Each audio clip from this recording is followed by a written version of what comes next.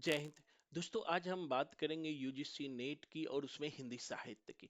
हिंदी साहित्य में जो सबसे महत्वपूर्ण सेक्शन होता है, 10 सवाल जहां से पूछा जाता है, वो है स्थापना और तर्क।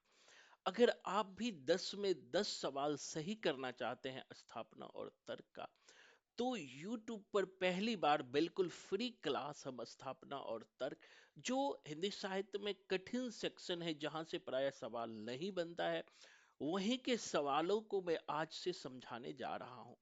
आप भी JRF और नेट निकालना चाहते हैं, टीजीटी फीजीटी कर रहे हैं, तो जरूर क्लास ज्वाइन करें।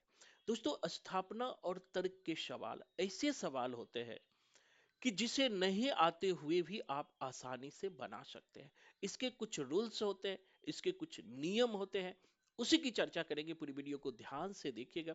जैसे कि स्क्रीन पर आप देख रहे हैं, स्थापना और तर्क के हम कुछ सवालों को लिए हैं। इन सवालों को हम कैसे आसानी से बना सकते हैं। जैसे कि पहला ही क्वेश्चन है, आज की विषम और संकटपूर्ण स्थिति में व्यक्ति अपनी असहायता और अकेलापन में निर्णय नहीं और ले पाता तथा उसकी परिणति अर्थहीनता में होती है। बिल्कुल सही है कि आज का दौर जो है विषम परिस्थिति का दौर है, विषम समस्या का दौर है। इसीलिए व्यक्ति अपना निर्णय नहीं ले पाता है, क्योंकि वह अकेलापन के शिकार हो जाता है। आधुनिक वर्ग का जो मध्यम वर्ग है, उनकी यही नियति है। इसलिए पहला सही हो जाएगा।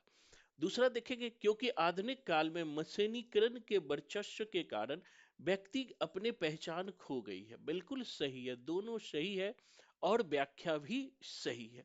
क्योंकि आप जब आधुनिक काल पढ़ते हो, तो आधुनिक काल में मशीनों का दौर आया है, मशीन का विकास तीव्र गति से हुआ है, जिसके कारण मानव जो है अपने पहचान को खो गए हैं, मानव अपने विश्वास को खो गए हैं। उसी पहचान और विश्वास की ओर आज मानव लगे हुए हैं। तो दोनों सही होगा। तो स्थापना और तर्क को सही बनाने के लिए अंडरस्टैंडिंग का होना बहुत जरूरी है। अगर आप में अंडरस्टैंडिंग है, तो सवाल आपसे आसानी से बनेगा। नेक्स्ट सवाल की तरफ हम बढ़ते हैं।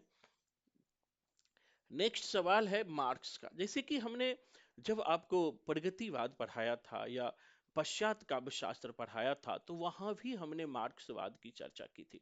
आखिर मार्क्सवाद क्या है, मार्क्सवाद का अप्रोच क्या है। मार्क्सवाद वर्ग संघर्ष की बात करता है, पूंजीवादी व्यवस्था के बारे में मार्क्सवाद क्या कहता है, उसी से संबंधित एक सवाल हर बार यहां से पूछा जाता है। तो इसी तरह इसी के सवाल को मैं आसानी से बनाना आपको सिखाऊंगा। जैसे कार्ल मार्क्स का कहना है कि कार्ल मार्क्स का कहना है कि पूंजीवादी व्यवस्था में व्यक्ति अपना उत्पाद बेचने के कारण उससे अजनबी हो जाता है। बिल्कुल सही है। पूंजीवादी व्यवस्था ऐसा है कि व्यक्ति अपना माल तो बेचता है, लेकिन खुद अजनबी हो जाता है। उससे दूसरा कोई मालूम नहीं रखता। आप माल बेचिए और माल से पैसा प्राप्त कर लीजिए, माल बेचने वाले से आपका कोई रिलेशन नहीं रह जाता है। दूसरा कहता है, क्योंकि अपने उत्पाद को पूंजीवादी सत्ता के हाथ में बेचना व्यक्ति की मजबूरी है। यह भी बिल्कुल सही है कि हमारी मजबूरी हो जाती है जब एक छोटे छोटे वर्ग होता है। जैसे आज अभी गांव में किसान है, किसान ने मक्का बड़ी मात्रा में उत्पादित किया है, तब मक्का को बेचना उसकी मजबूरी है। इसी मजबूरी का फायदा मार्क्स कहते हैं कि पूंजीपति उठाते हैं और आम लोगों को शोषण का शिकार बनाते हैं, सर्वहारा को शोषण का शिकार बनाते हैं। बिल्कुल सही है। तो इस तरह से आप जो है 10 में 10 सवाल स्थापना और तर्क का आप बना सकते हो। नेक्स्ट क्वेश्चन है कि डार्विन डार्विन का मानना है कि ईश्वर सृष्टि का निर्माता है। अब देखो, यहां पर सवाल बड़े मजेदार क्वेश्चन पूछा है। डार्विन का मानना है कि ईश्वर सृष्टि का निर्माता है, क्योंकि मनुष्य सृष्टि का निर्माण करता है, कारण कि वह ईश्वर की सृष्टि है। अब यहां पर जो है, अब देखो यहां पर पहला है कि जो डार्विन का मानना है कि ईश्वर सृष्टि का निर्माता है, नहीं है। बिल्कुल सही है। डार्विन जो है ईश्वर को सृष्टि का निर्माता नहीं मानता है। डार्विन का सिद्धांत आपने पढ़ा है, क्लास में भी मैंने पढ़ाया है, जहां डार्विन ईश्वर के सत्ता को स्वीकार नहीं करता है। इसीलिए यहां डार्विन का मानना है कि ईश्वर इस सृष्टि का निर्माता नहीं है। बिल्कुल सही है। अब कहता है क्योंकि मनुष्य सृष्टि का निर्माता है, नहीं, यही गलत हो गया।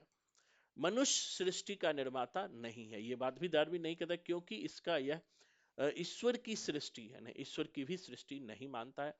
तो इसलिए ये गलत हो गया, क्योंकि मनुष्य सृष्टि का निर्माता है, कारण कि वह ईश्वर की सृष्टि है, मनुष्य ईश्वर की सृष्टि नहीं है। क्योंकि डार्विन मानता है, यहां कह रहा है ईश्वर की सृष्टि है, इसलिए ये गलत हो गया। तो इस तरह बहुत सारे सवालों को आसानी से बना सकते हैं। अगर इसी तरह आप भी 10 में 10 स्थापना और तर्क के सवाल को बनाना चाहते हैं, तो YouTube पर बिल्कुल फ्री क्लास, कोई भी फीस नहीं है। सिर्फ आपको बिप्लब स्टडी सेंटर को सब्सक्राइब करना है, बेल आइकन को प्रेस करना है, और 9 बजे प्राइम टाइम क्लास से जुड़ जाना है। और जो पिछले 10 साल में जो कथन और तर्क के सवाल पूछे गए हैं, उन सवाल को चुटकियों में बनाना आपको सिखाएंगे। तो आज के लिए इतना ही। धन्यवाद।